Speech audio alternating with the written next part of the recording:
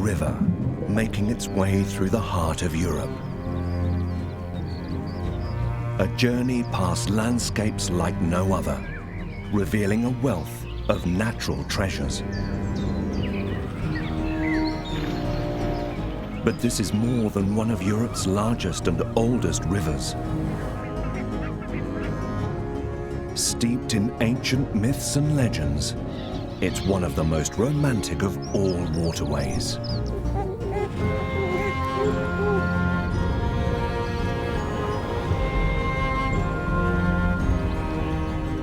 For millennia, the mighty river has witnessed the cycles of life and death, and some dramatic changes along its banks.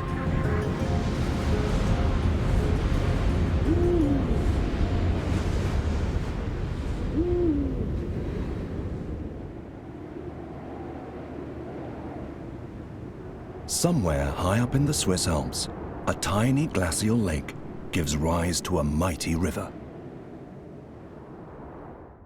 The young Rhine winds its way through steep canyons, past the tiny alpine country of Liechtenstein,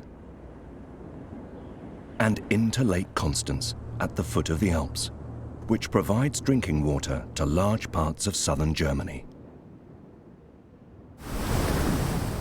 Fed by the waters of one of Europe's biggest lakes, the Rhine continues its turbulent journey, gaining in strength and volume.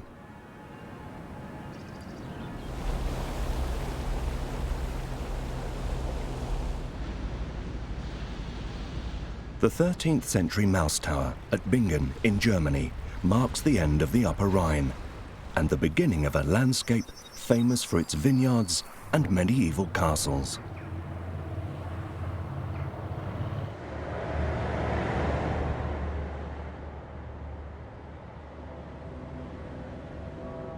As it reaches the city of Cologne, the river enters the final leg of its journey.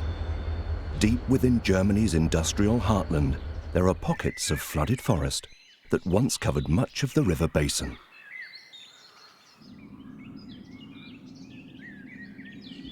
Now slow and sluggish, the river flows through Holland, flooding vast swathes of land, before finally emptying its waters into the North Sea near the Dutch port of Rotterdam.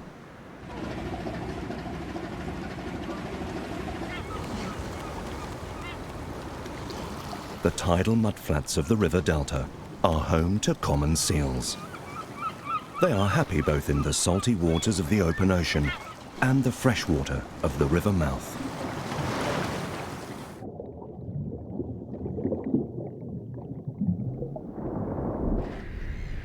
At its mouth, the Rhine empties 17,000 bathtubs of fresh water into the sea every second.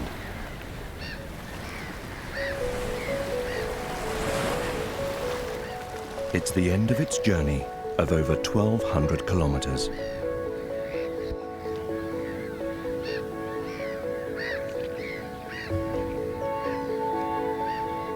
Along with its waters, the Rhine deposits tons of fine sediment into the sea.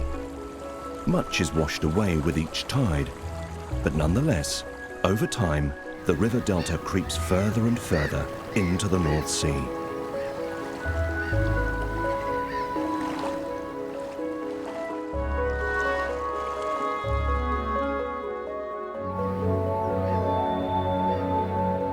The delta was once an impenetrable network of waterways that provided a safe haven for wildlife. Even today, it attracts thousands of water birds.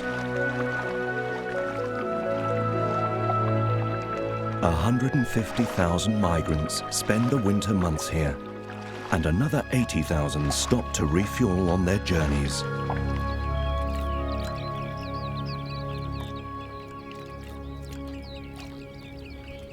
The ruff is a long-distant migrant from Africa, heading for its breeding sites in Scandinavia.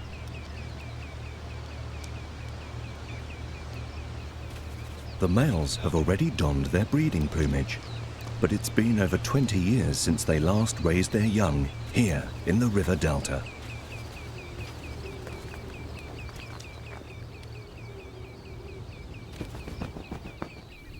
only small areas of the delta remain for wildlife.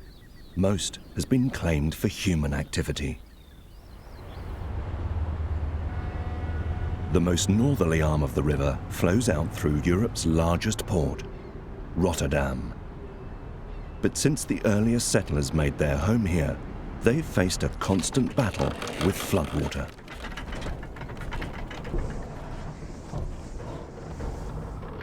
To counter this age-old problem, in the 18th century, a group of windmills was built on the outskirts of the city, pumping floodwater from the fields into small canals, feeding back into the river.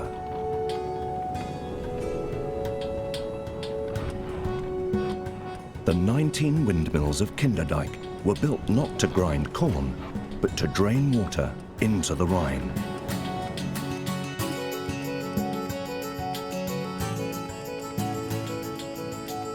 The Rhine is one of Europe's oldest and most important trade routes.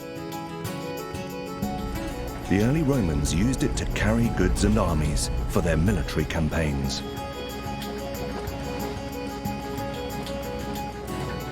Today, huge barges travel its length, making it one of the main arteries of industrial transport across the continent.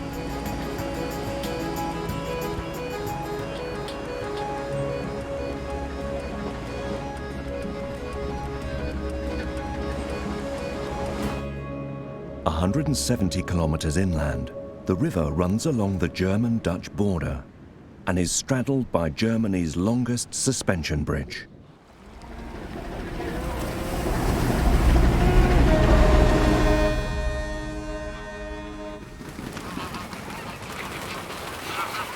The lush green pastures along the lower reaches of the Rhine attract thousands of wild geese in the winter. Their calls fill the air in one of nature's great wildlife spectacles.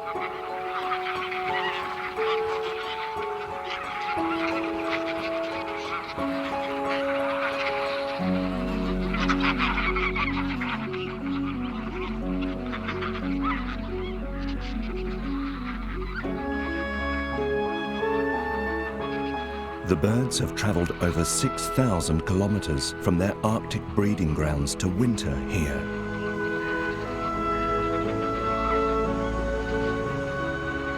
For the last stretch of their migration, they have followed the course of the river to find the rich floodplains along the banks of the Rhine.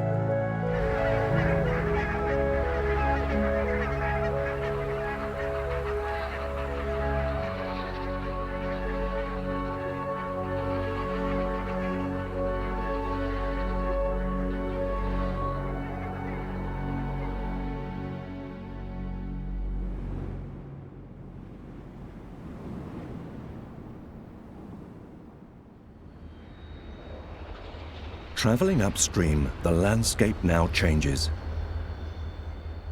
Smoking chimneys line the riverbanks as it enters Germany's industrial heart, the Ruhr Valley.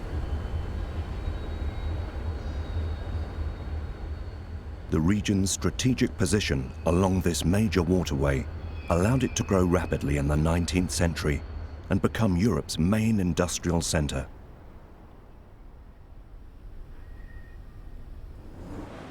This is Germany's largest urban landscape, and it stretches right to the city of Cologne. But even here, there are small pockets of wilderness that give a glimpse of the Earth's early history. Puddles form on the ancient river sediment deposited here centuries ago, and they give rise to some of our planet's earliest life forms, fairy shrimps.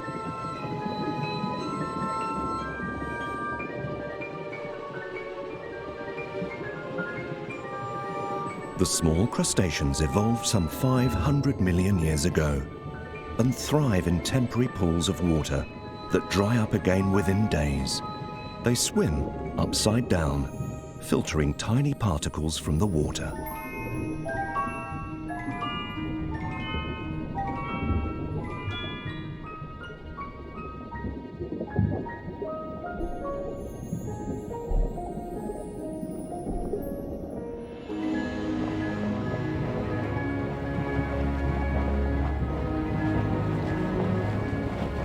The Rhine has many geological treasures to offer too.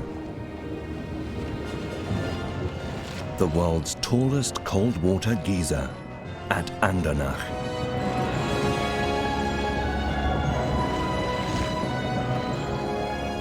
The buildup of carbon dioxide deep below the Earth's surface forces the water to erupt out 60 meters high, creating a unique natural spectacle.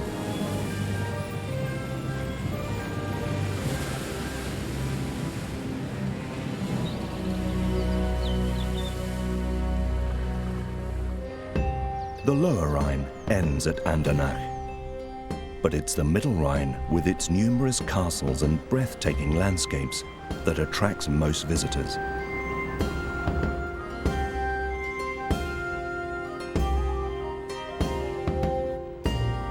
Marksburg Castle was built in the 13th century. It sits high above the river on a near inaccessible cliff. It's the only castle on the Middle Rhine that was never destroyed and offers a unique insight into the life and splendor of the Middle Ages.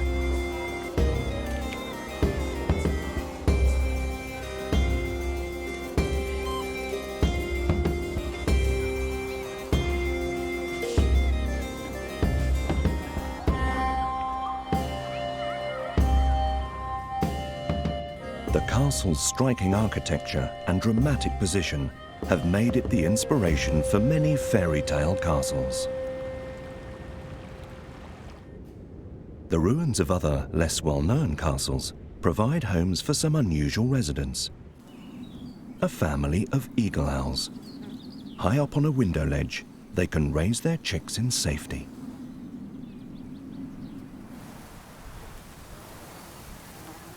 But they have to share the castle tower with a kestrel, which has its own young to feed.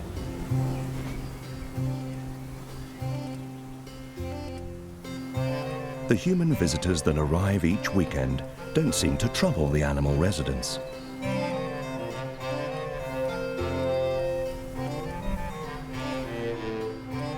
Indeed, the morsels of food left behind may be a welcome attraction for some.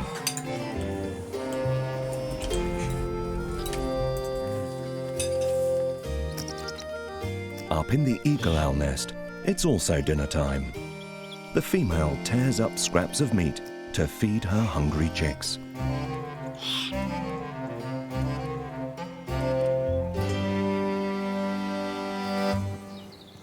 Neighborly disputes are part of daily life in the castle. The kestrel never seems to tire of launching mock attacks at the owls. The hills and forests bordering the Rhine provide ideal hunting grounds for eagle owls. As dusk falls, both parents set off in search of prey.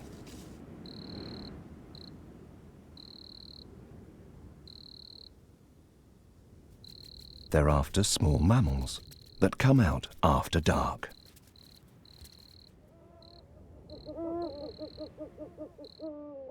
All night, the adults fly to and fro, bringing food back to the nest.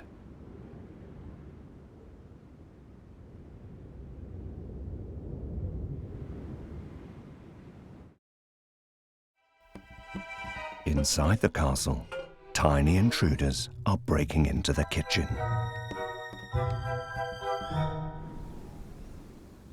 The male owl has brought a wood mouse back for the young chicks.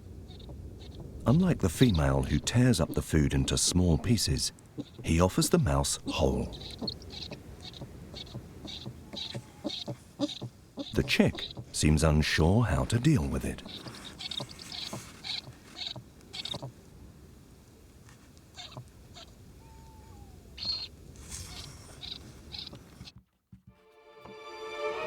The goblins in the basement have followed the tempting smells from the kitchen. Even the bar of soap isn't safe. They are edible dormice, squirrel-like creatures that hide in nooks and crannies during the day. Under cover of darkness, they raid the kitchen stores.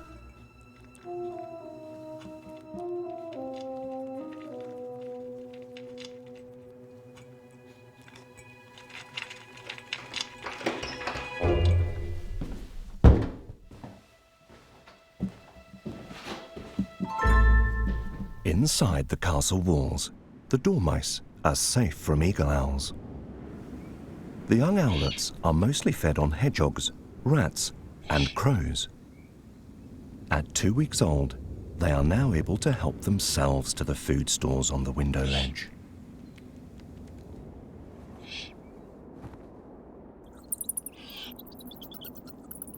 But when mother returns to the nest, they happily accept a little helping hand.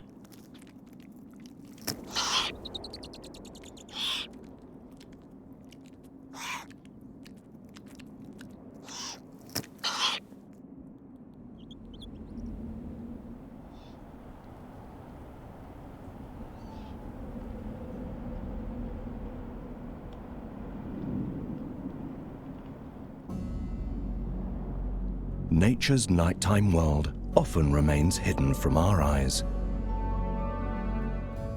Whilst we are asleep, the creatures of the darkness emerge.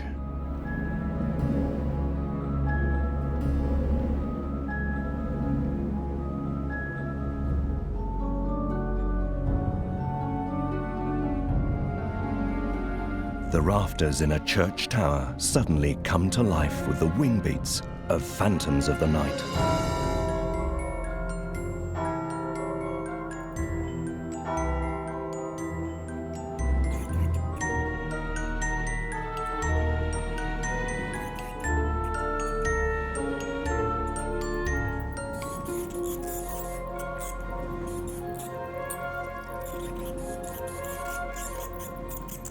They're greater mouse-eared bats, one of Europe's largest species. The females gather here in roosts each year to raise their young. The mild climate along the Rhine offers a rich supply of insect food, and mothers can leave their babies in the large communal nursery when they go off to feed.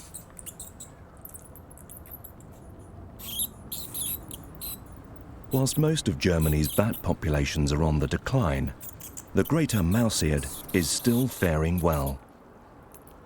This is in no small part thanks to the many roost sites in the churches and castles along the Rhine.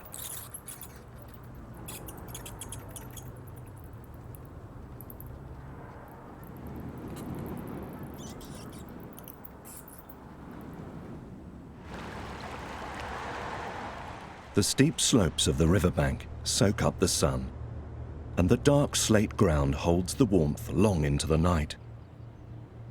Even the river itself acts as a storage heater and gives the Middle Rhine a microclimate warmer than its surroundings.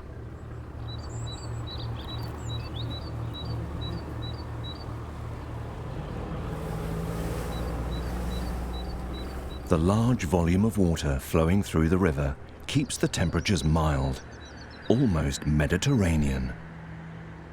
And not surprisingly, it attracts some more unusual wildlife. The dry, sunny slopes are home to a colonizer from the south, the western green lizard. With the arrival of spring, it emerges from hibernation. This large lizard needs large insect prey, of which there is plenty along this stretch of river.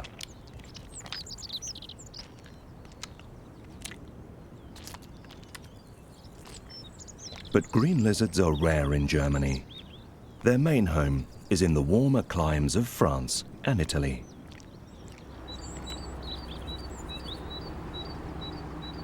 The dry scree slopes are also perfect habitat for the rock bunting, which is already busy raising its young.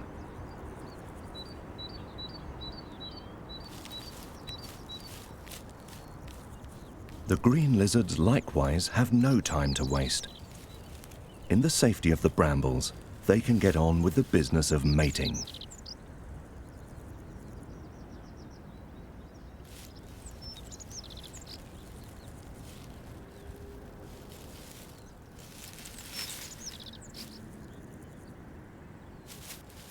The male holds on to the female's tail to ensure he has her attention.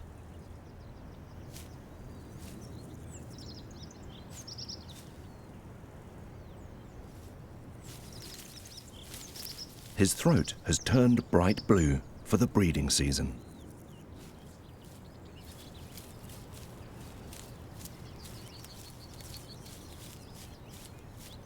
It seems his advances have been met with approval.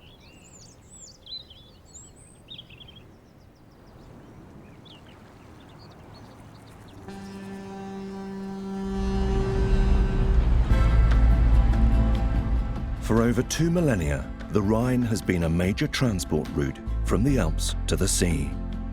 It flows through the heart of Europe, linking 6 countries and different cultures. It's seen civilizations come and go, witnessed changes to the surrounding landscape, and redrawn its own path numerous times. It's earned its place as one of the greatest cultural and historical rivers in the world.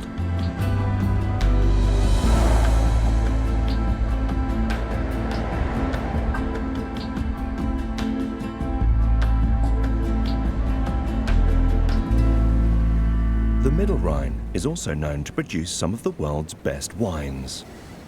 And nestled among the vine-clad slopes, Mauscastle, and the neighboring Katzcastle, or Cat Castle in German.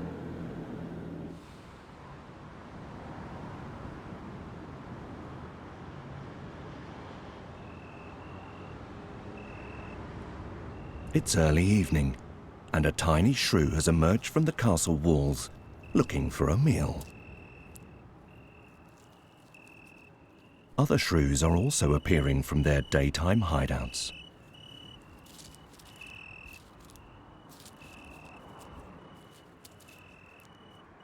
They're after worms and small insects.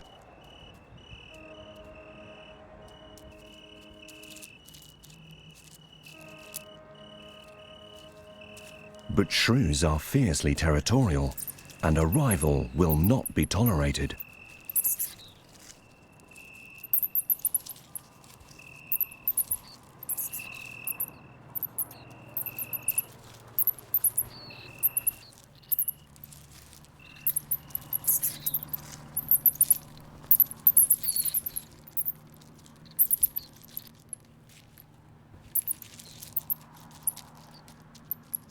There can only be one winner.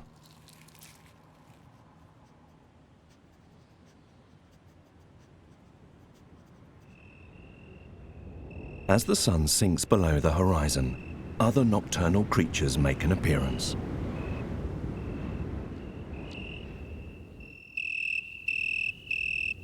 The chirping sounds of crickets fills the night air.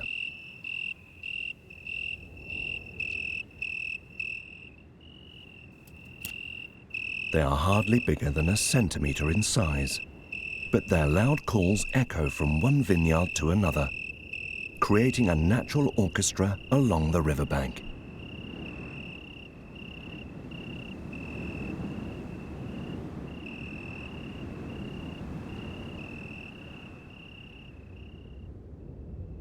Halfway between source and mouth, the river becomes narrower and deeper than elsewhere. Legend has it that many a ship ran aground here, its sailors distracted by a beautiful singing mermaid, the Lorelei. In truth, it was likely to be the strong currents and jagged rocks that were to blame.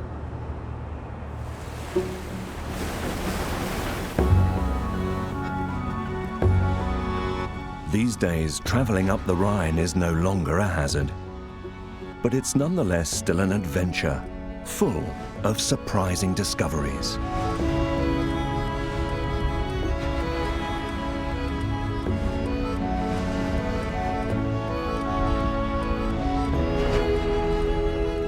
Pfalzgrafenstein Castle, on a small island in the middle of the river, marks the end of the Middle Rhine.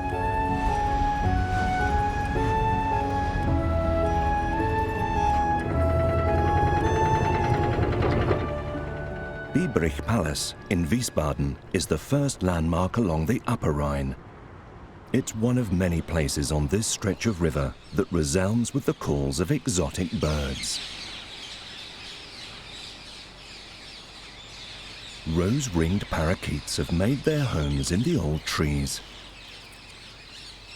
Competition for the best nest holes is fierce.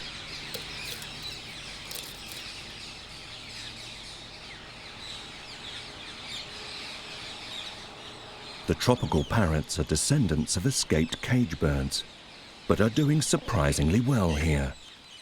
Over 6,000 now live within the Rhine Valley, and their numbers are ever increasing.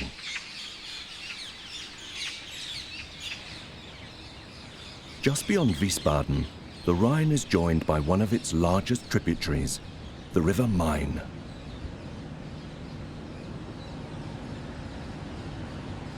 Further upstream, another fork in the river. This is an old loop that was disconnected from the mainstream some 200 years ago to reduce its flow. On either side are large tracts of floodplain forest, protected as a nature reserve today. The forests are a haven for wildlife. Wild boar thrive here in the undisturbed woods, going about their business in broad daylight.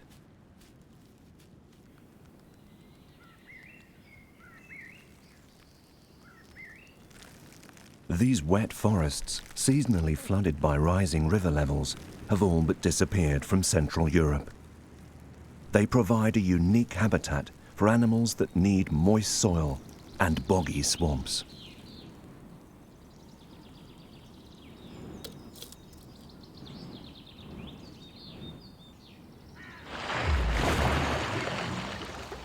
Kingfishers find a plentiful supply of fish in the network of shallow pools and streams.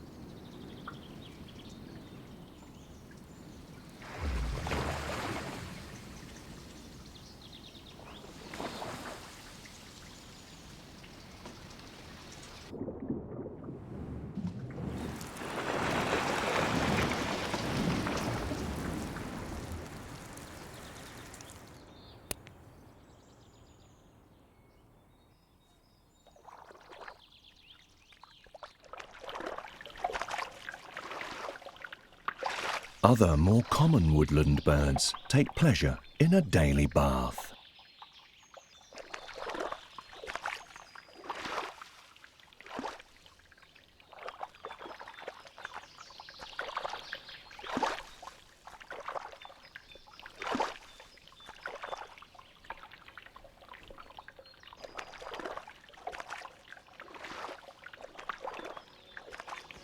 The swampy forests act as a natural flood barrier, mopping up much of the overflow from the Rhine.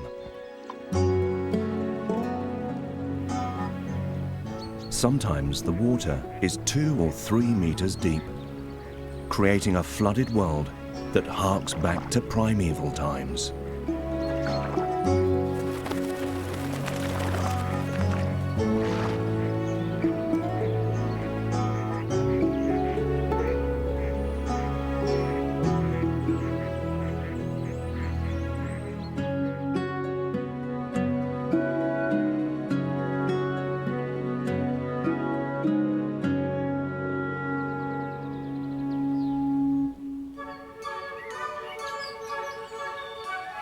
The floodplain forest is also renowned for an unusual spring flower, the alpine squill.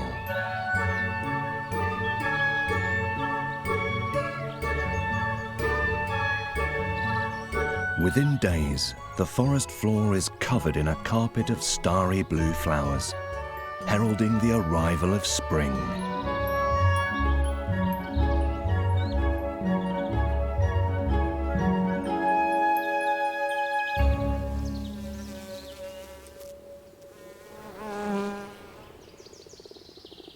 As the sun's rays start to warm the forest floor, they trigger a fresh burst of life.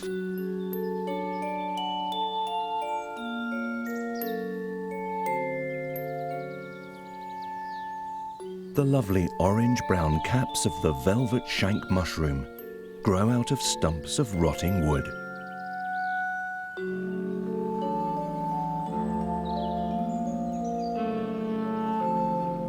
The glorious caps are highly prized as a culinary ingredient, and they're not the only early spring mushrooms that are out.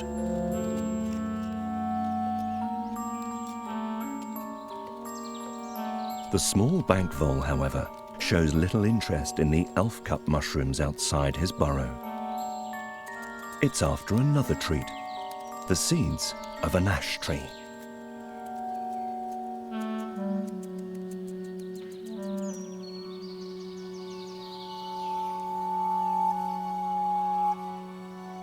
We still don't know why elf cups are such a striking red colour, but we do know how they work.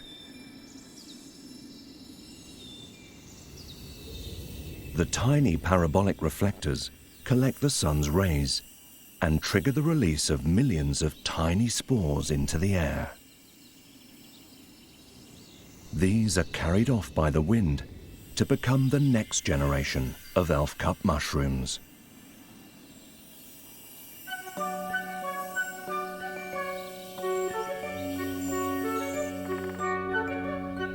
The entire floodplain of the Upper Rhine was once covered in swampy forests. Today, only fragments of this lush habitat remain. Dense green undergrowth and lianas with whip-like tendrils. It's much like a tropical rainforest.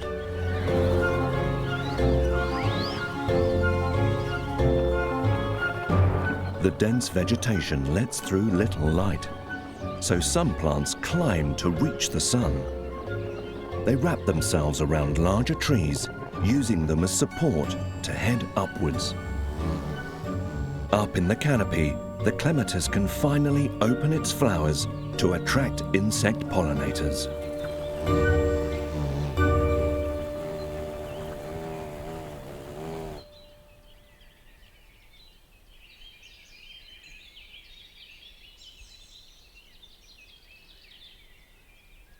The water lily has a similar strategy for making itself seen. It raises its yellow blooms above the water, while the main plant grows submerged beneath. Although the waters here are poor in nutrients, they still support some big fish. Large predators, such as the pike. It's an ambush hunter that remains motionless in the water, waiting for smaller fish like the pollard.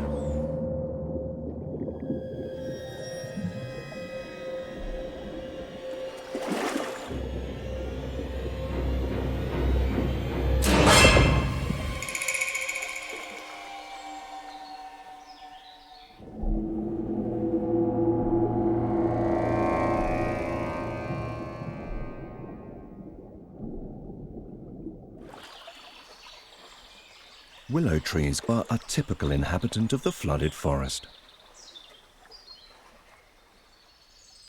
6 weeks after they've come into bloom, the catkins break open to release their fluffy white seeds.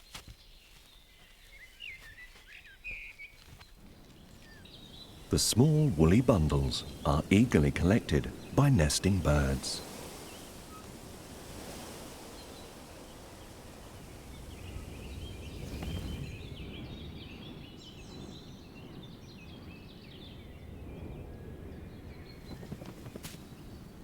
A penduline tit is putting the finishing touches to his nest. It's taken him nearly a month to build.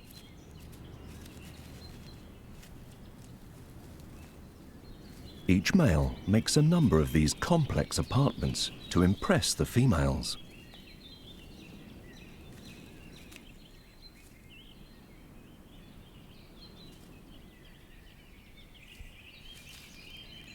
The finished nests are so strong and warm, they were once used by local children as house shoes.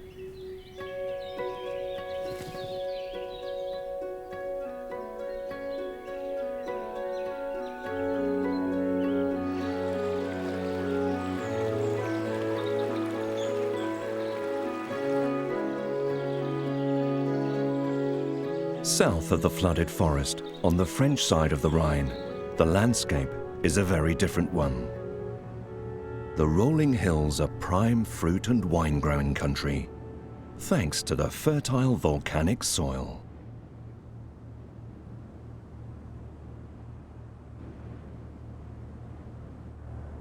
The Kaiserstuhl Hills are known to be one of the warmest regions in Germany, with mild winters and hot summers. 20 million years ago, streams of hot lava would have flowed down the hillsides. Today, they are mostly covered in vineyards, some of the oldest in Europe.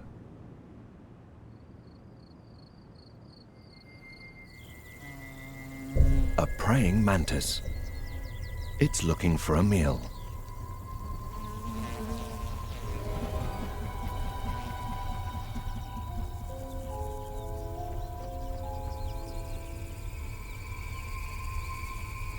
This immigrant from the south is well camouflaged.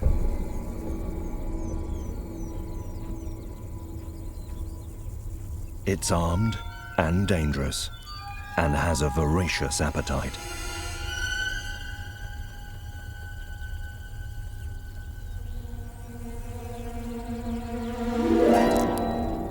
The front legs are formidable weapons. The insect has little chance of escape.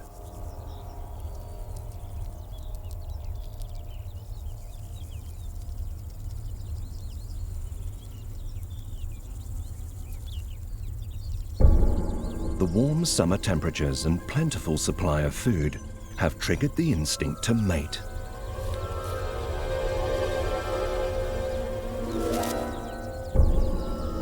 But for a mantis, it's not as easy as it looks. Mating carries its own hazards. The male has latched on to the female and is carefully depositing his sperm inside her. It's a process that can take hours.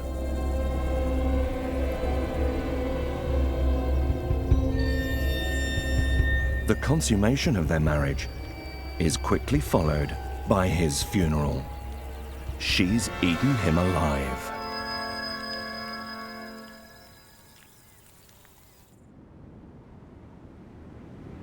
The sunny Kaiserstuhl Hills not only harbor exotic animals, but also exotic wines. Riesling, Silvaner, and various kinds of Burgundy. It's said that in a wine you can taste the land where the grapes are grown. And nowhere is this truer than in the Rhine Valley.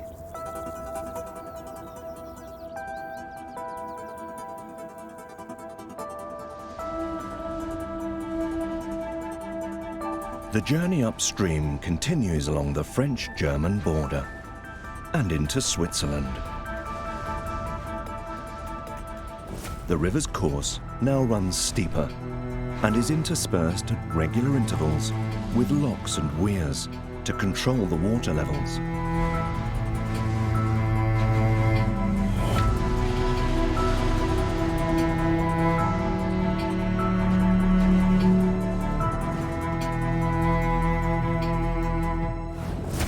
As it flows past the city of Basel, the river makes a kink, the so-called Rhine Knee. And the waterfront is home to one of its most famous residents, who has built himself a riverside mansion.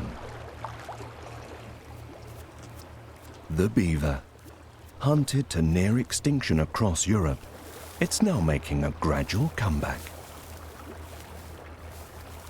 The riverbank provides plenty of food, and the leaves and bark of the willow tree are a particular favorite.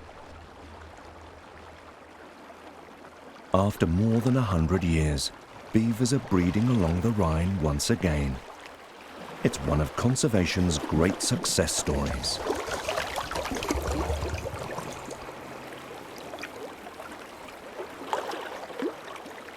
The entrance to the Beaver Lodge is only accessible from the water.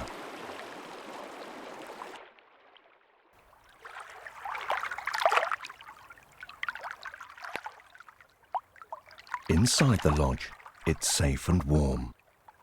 Here, the adults can raise their young, sheltered from the outside world. The female has returned to the lodge and woken the family. It's time for a communal cleaning session to keep the fur in good condition.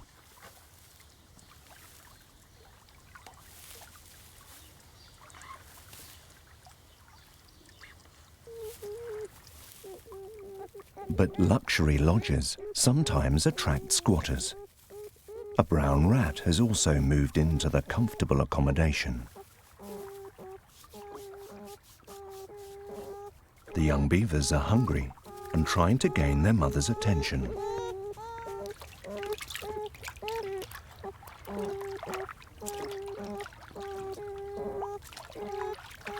They feed off her milk for the first 3 months, and like all babies, can be quite demanding.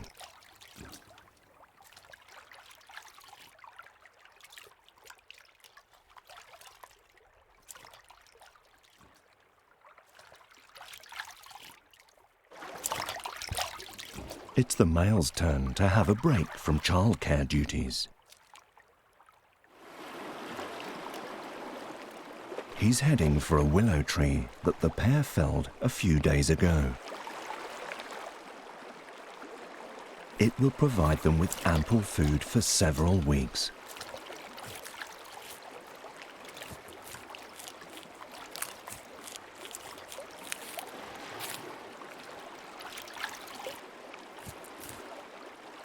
In 1979, 4 beavers were released on the banks of the Rhine in Germany. Today, beavers are breeding successfully in the wild again, raising hundreds of youngsters each year. Their large lodges are also a familiar sight along the river once more.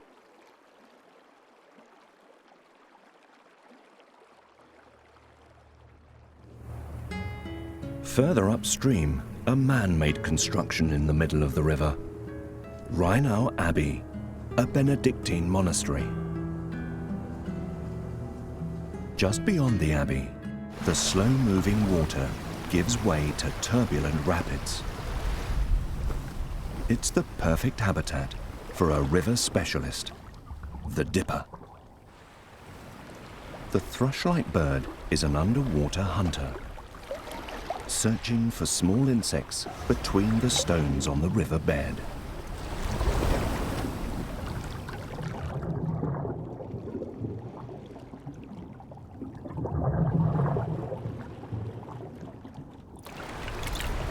It returns to feed its waiting youngster.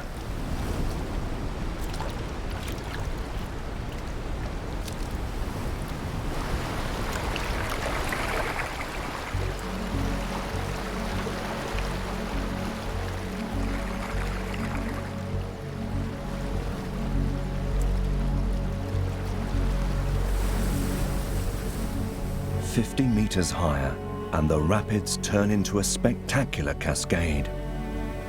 The Rhine Falls near Schaffhausen are the biggest waterfalls in mainland Europe.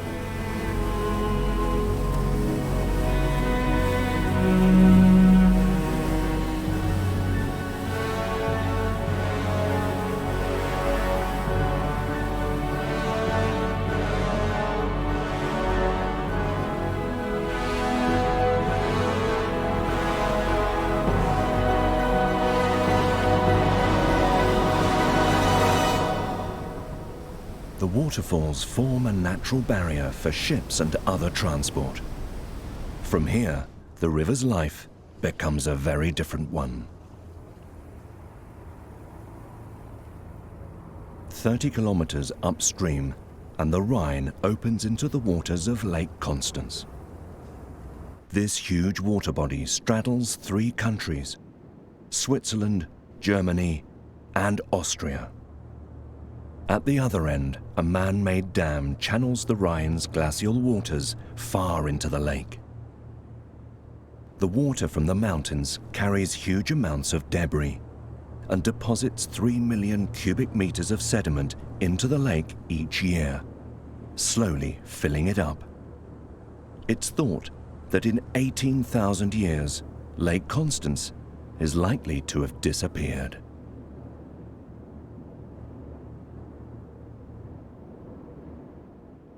Upstream from the lake, the river has been straightened to reduce the risk of flooding.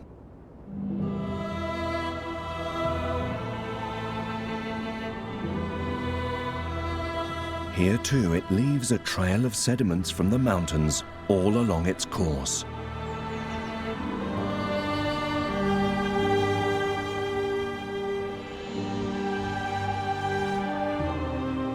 Vaduz Castle is the royal residence of the Prince of Liechtenstein, the smallest country on the banks of the Rhine.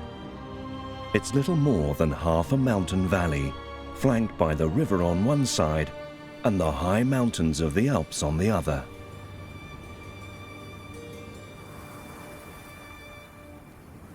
This is the home of the Alpine ibex, a large mountain goat with backward curving horns.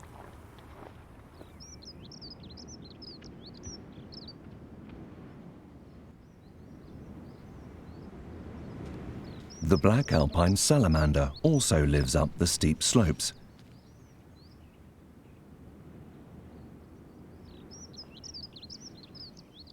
Ibex were once widespread throughout the Alps, but by the 19th century, they'd been hunted close to extinction.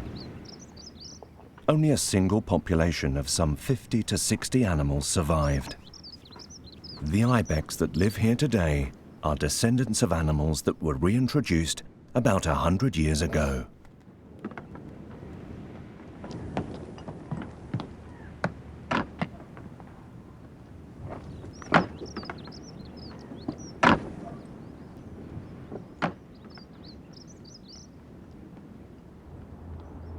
The Swiss town of Tamins sits on the confluence of two alpine streams, which join together to form the River Rhine.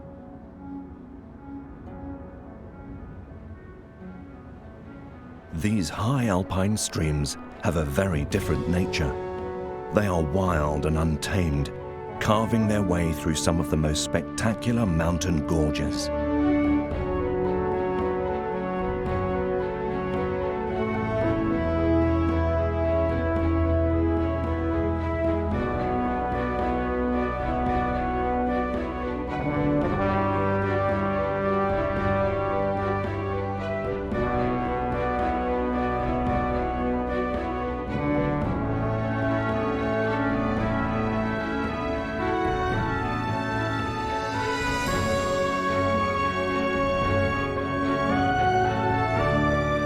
Towering above the river are jagged limestone cliffs and forests of pine.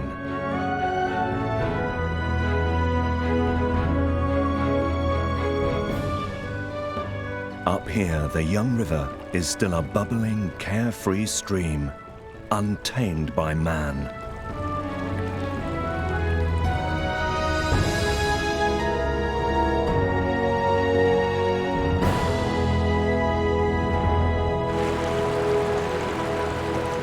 The clear waters nonetheless conceal some unusual creatures. A strange black fish with a large mouth, a male bullhead.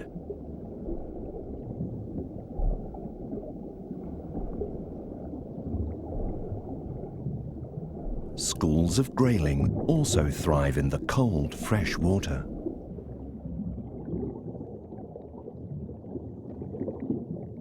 The bullhead is guarding his nest, containing the eggs from several females. He will stay close by until they hatch in a month or so. Above their heads, the occasional noisy passers-by.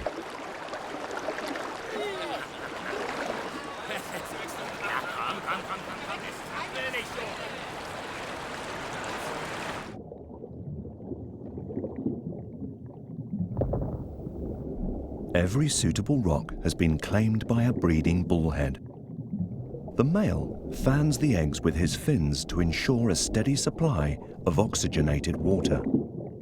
His attentive care will ensure that most of them will hatch.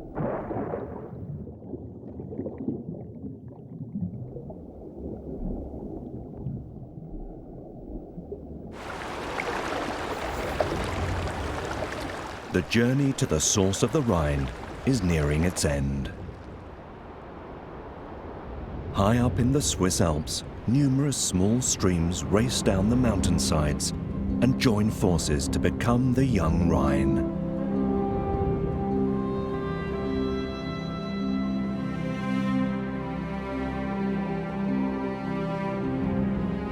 The snow-covered peaks of the Oberalp Pass, 2,345 meters above sea level, conceal the source of the Rhine.